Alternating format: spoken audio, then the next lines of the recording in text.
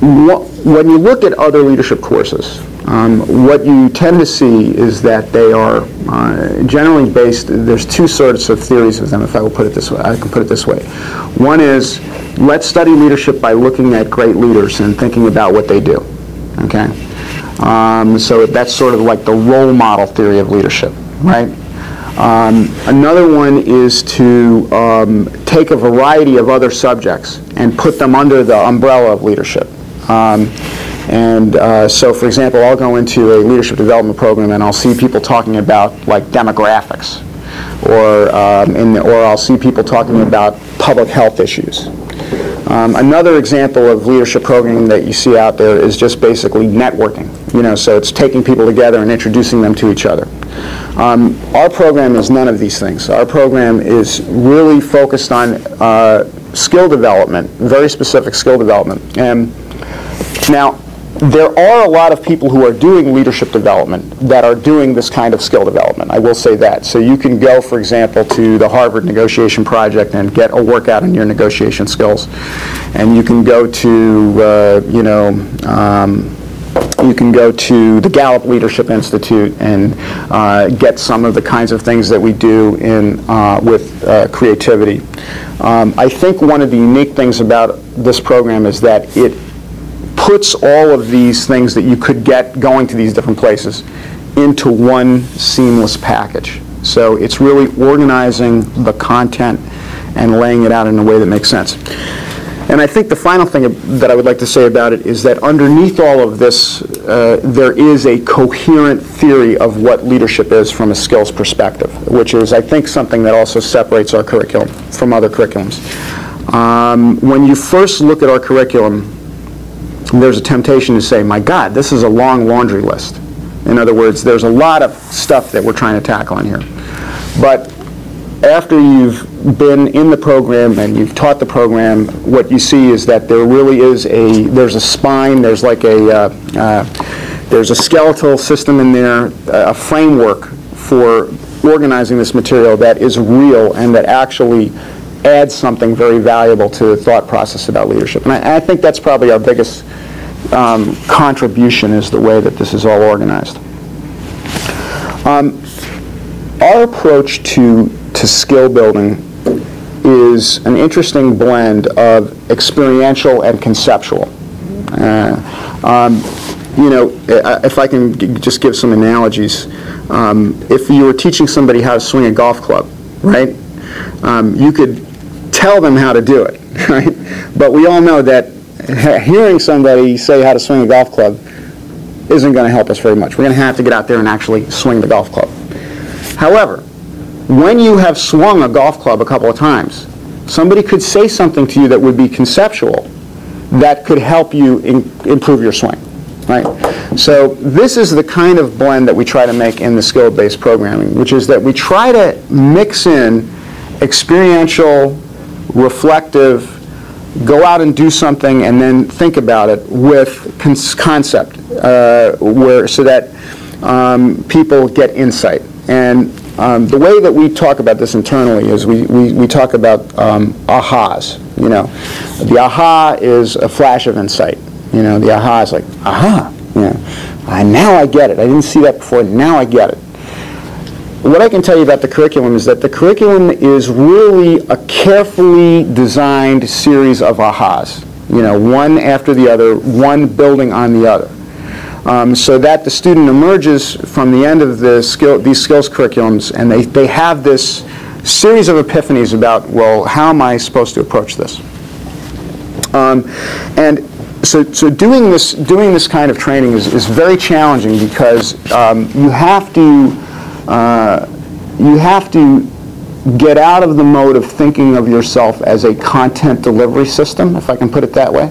A lot of teaching is content delivery. So you have like, well, I got to cover this material. It's the sort of knowledge insertion concept. You know what I mean? Like, I have this information. I'm now going to insert this information into your head. And to me, it's really not that. The skill curriculum is really more based on orchestrating insights so that people get in the classroom, they have these insights, and and then they walk out with able to keep that. And what I have found about this, I think we've all experienced this, is that this approach to skill building is very, what I would call, sticky, okay? It has a lot of staying power. And again, I use an analogy. I attended a workshop on employee benefits a couple of years ago. It was a 2-day intensive seminar on everything you wanted to know about employee benefits. Well, today, I can't remember any of it. You know, it's all gone. It's all gone. I would have to go back and start over. I can't remember really, just, it's incredibly foggy. Contrast this with a leadership seminar I took where I had one of these aha moments, and I could still tell you today what that aha was about, because it's that kind of, it stays with you. And so that's the goal, to get those ahas to happen that will be much stickier with the student down the line. So this is part of what I think is theory. Let me talk a little bit about the aha from a philosophical point of view, and you'll forgive me, but I think this is an important kind of framing of what we're going to do. The thing about the aha is there's a certain amount of mystery associated with it. It sounds bizarre, but one of the things that makes it sticky is that it's kind of an insight into how something works that it's hard to get to the bottom of. You can go back to it and still discover something there. And a lot of spiritual learning is like this, you know.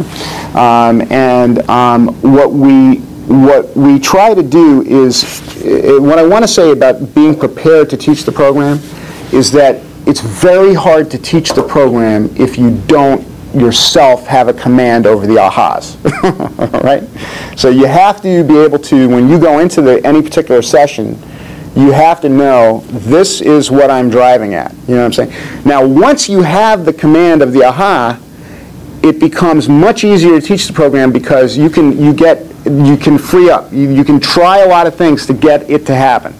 You know, and there are a lot of modalities, if I can use that word, to get there. And they will be different for different students. So, you know, for example, some people, you're going to give them the book, and they're going to go home and they're going to read it, and they're going to go, ah, I got it. You know, some people are going to, it's going to be a quote. We work with a lot of quotes. You know, so you give somebody a quote, and they'll take the quote and they'll go, I don't know what that means. You know, and then they'll come back, they'll think about it, they'll reflect on it, and they'll get it. We have one for mental models, which, this is the whole course in mental models right here. There's a little quote by Peter Senge in the whole course in one statement. He says, we do not understand the world we see the world that we understand. Okay? One sentence. Okay? Now, I would submit to you that from 90% of people in the class, they're going to say, you're going to say that, and they're going to go, what does that mean? They don't know what that means. But then they're going to go back and they're going to think about it, and at some point that light's going to go off.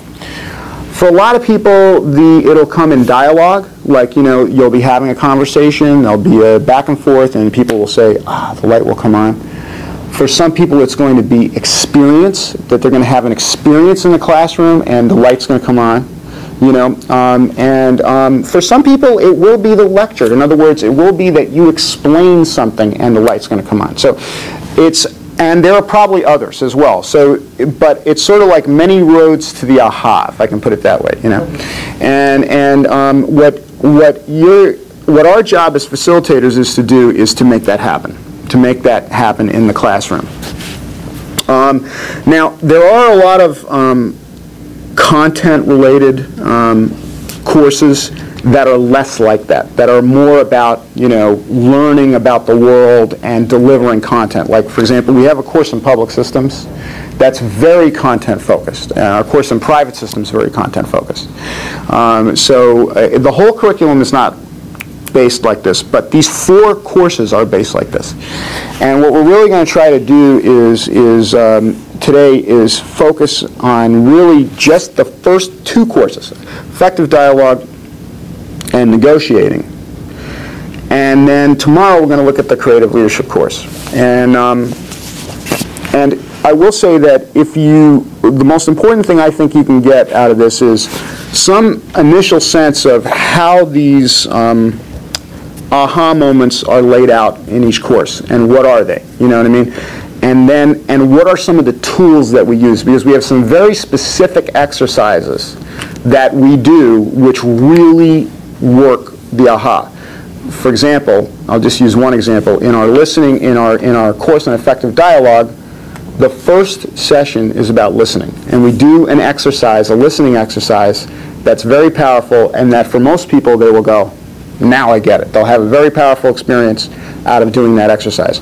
If you know how to do that exercise, it works very well. You know, and there are a bunch of things like that. So that's what we're going to be doing for the rest of the morning, is really working through in a very detailed way, you know, how we approach that in these courses. Let me stop, because I've been talking for a while, and let you ask some questions. And, you know, I've laid this out. I don't know how comfortable it is for people, but I'm certainly willing to entertain some dialogue and some questions about it. Reactions, questions, thoughts, yeah. I want to just